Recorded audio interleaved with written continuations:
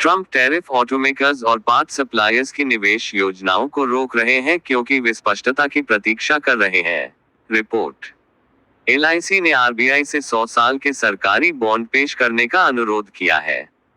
Germany में कठिन आर्थिक परिस्थितियों के कारण ऑडी 7,500 नौकरियों में कटौती करने की योजना बना रही है।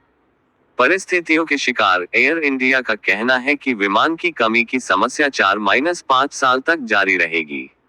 स्टील की कीमतें बढ़ेंगी। घरेलू खिलाड़ियों की सुरक्षा के लिए भारत 12% आयात शुल्क लगाने की योजना बना रहा है। एनवीडिया नए चिप्स और व्यक्तिगत सुपरकंप्यूटर के साथ अपनी एआई पकड़ को और मजबूत करने की योजना बना रहा है। Entero health care solutions limited ने खुदरा केमिस्ट्स के लिए अपना हेल्थ एज कार्यक्रम लॉन्च किया है। हैप्पीएस्ट माइंड्स टेक्नोलॉजीज लिमिटेड ने जोसेफ अंथराजू को कार्यकारी उपाध्यक्ष, अध्यक्ष और पीडीईएस डिवीजन के सीईओ से हैप्पीएस्ट माइंड्स के सह अध्यक्ष और सीईओ के रूप में पदोन्नत किया है।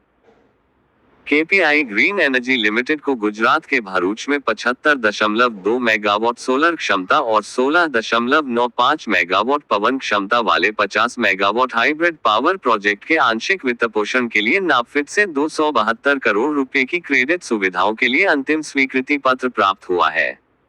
जीआर इंफ्रा प्रोजेक्ट्स लिमिटेड को भारतीय राष्ट्रीय राजमार्ग प्राधिकरण से 4,262.78 करोड़ रुपए का परियोजना आदेश प्राप्त हुआ है।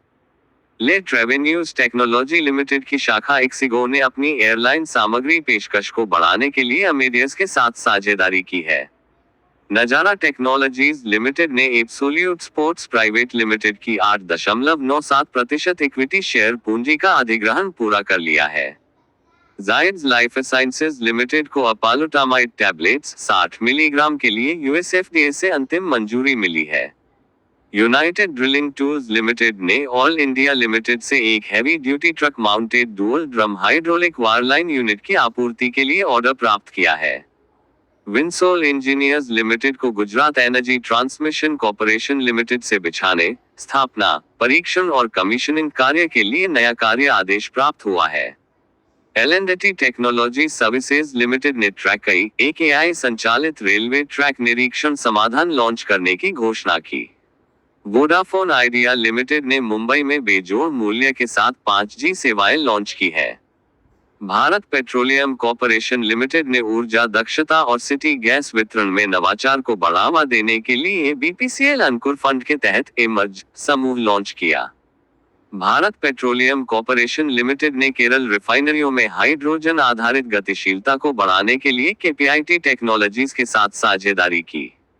होंडा टैरिफ से बचने के लिए टोयोटा यूएस से बैटरी खरीदेगी।